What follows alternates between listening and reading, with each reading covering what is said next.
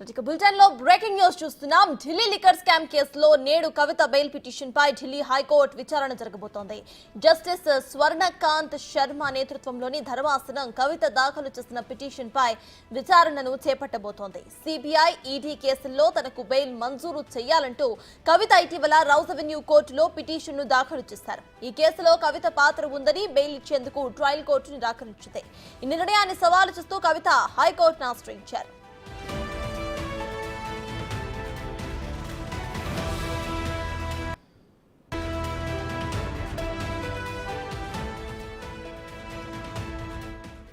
Delhi liquor scam కేసులో నేడు కవిత bail petition పై Delhi high court విచారణ జరగబోతోంది. అయితే జస్టిస్ స్వర్ణకాంత్ శర్మ నేతృత్వంలోని ధర్మాసనం కవిత దాఖలు చేసిన పిటిషన్ పై విచారణ చేపట్టబోతోంది. సిబిఐ, ఈడీ కేసుల్లో తనకు బెయిల్ మంజూరు చేయాలంటూ కవిత ఇటీవల రౌస్ అవెన్యూ కోర్టులో పిటిషన్ ను వేశారు. ఈ కేసులో కవిత పాత్ర ఉందని బెయిల్ ఇచ్చేందుకు ట్రయల్ కోర్టు నిరాకరించింది. ఈ నిర్ణయాన్ని సవాలు చేస్తూ కవిత హైకోర్టును ఆశ్రయించారు.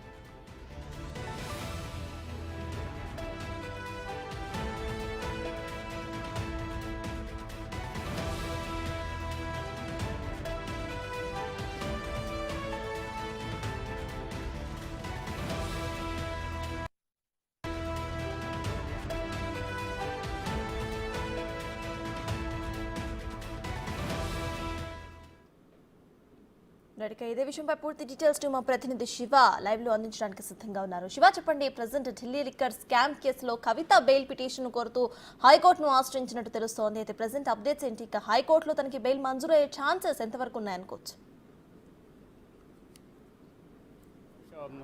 ఢిల్లీ లిక్కర్ పాలసీ కేసులో ఈడీ మనీ లాండరింగ్ అని సిబిఐ కేసులో అరెస్ట్ అయ్యి ప్రస్తుతం తిహార్ జైల్లో జ్యుడిషియల్ కస్టడీలో ఉన్నారు కవిత. అయితే కవిత సిబిఐ, ఈడీ కేసులో బెయిల్ పిటిషన్ దాఖలు చేశారు. ఈ రోజు ఢిల్లీ హైకోర్టులో బెయిల్ పిటిషన్పై విచారణ జరగనుంది. జస్టిస్ స్వర్ణకాంత్ శర్మ బెంచ్ ఈరోజు కవిత దాఖలు చేసిన బెయిల్ పిటిషన్లపై విచారణ జరపబోతున్నారు. ఇది మధ్యాహ్నం విచారణ జరిగే అవకాశం ఉంది. కవిత దాఖలు చేసిన బెయిల్ పిటిషన్లపై గతంలో మే 6వ తేదీన ట్రయల్ కోర్టు అంటే రౌస్ అవెన్యూ ప్రత్యేక కోర్టు న్యాయమూర్తి కావేరి బవేజా కవిత దాఖలు చేసిన బెయిల్ పిటిషన్లను ఇటు సిబిఐ, ఈడీ కేసులో తనకు బెయిల్ మంజూరు చేయాలంటూ బెయిల్ పిటిషన్ దాఖలు చేసిన నేపథ్యంలో ఆ బెయిల్ పిటిషన్ను తిరస్కరించారు. కవితకు బెయిల్ మంజూరు చేయడం ద్వారా సాక్ష్యాలను తారుమారు చేసే అవకాశం ఉంది కాబట్టి కవితకు బెయిల్ మంజూరు చేయొద్దంటూ ఇటు ఈడీ, సిబిఐ తరపున న్యాయవాదులు వాదనలు వినిపించిన నేపథ్యంలో వారితో ఏకీభవించిన న్యాయమూర్తి కావేరి బవేజా కవిత దాఖలు చేసిన బెయిల్ పిటిషన్లను తిరస్కరించారు.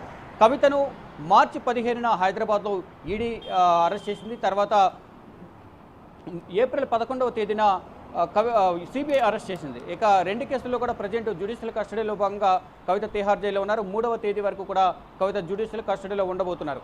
ప్రజెంట్ ఇక కవిత దాఖలు చేసిన బెయిల్ పిటిషన్లపై మధ్యాహ్నం విచారణకు వచ్చే అవకాశం కనిపిస్తుంది. కానీ కవితకు బెయిల్ మంజూరు చేయడం వల్ల సాక్ష్యాలను తారుమారు చేస్తారంటూ కూడా ఇటు ఈడీ, సిబిఐ న్యాయవాదులు వాదనలు వినిపిస్తున్నారు. ఇప్పటికే కవితకు సంబంధించి అనేక ఆధారాలు సేకరించాం కాబట్టి మరింత సమాచారం అనేది కవితకు సంబంధించి మరికొంతమందిని విచారించాల్సి ఉంటుంది.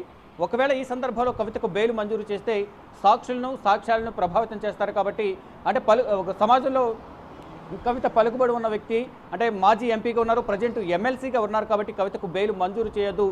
సమాజంలో పలుకుబడి ఉంది కాబట్టి ఆవిడకి మొత్తం ఢిల్లీ లిక్కర్ స్కామ్లో సౌత్ గ్రూప్లో కవితని కీలకంగా వ్యవహరించారు.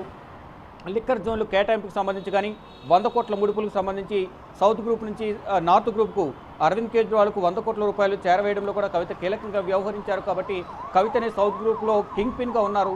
ఈ నేపథ్యంలోనే కవితకు బెయిల్ మంజూరు చేయొద్దంటూ కూడా ఇటు ఈడీ, సిబిఐ తరపు న్యాయవాదులు అయితే వాదనలు వినిపిస్తున్నారు. ఈ నేపథ్యంలోనే ఈరోజు అంటే గతంలో ఏప్రిల్ 8వ తేదీన మధ్యంతర బెయిల్ పిటిషన్ దాఖలు చేసిన నేపథ్యంలో ఏప్రిల్ 8వ తేదీన కూడా మధ్యంతర బెయిల్ను కావేరి బవేజా తిరస్కరించారు. తర్వాత రెగ్యులర్ బెయిల్పై 16వ తేదీన వాదనలు జరగాల్సి ఉంటుంది. దాన్ని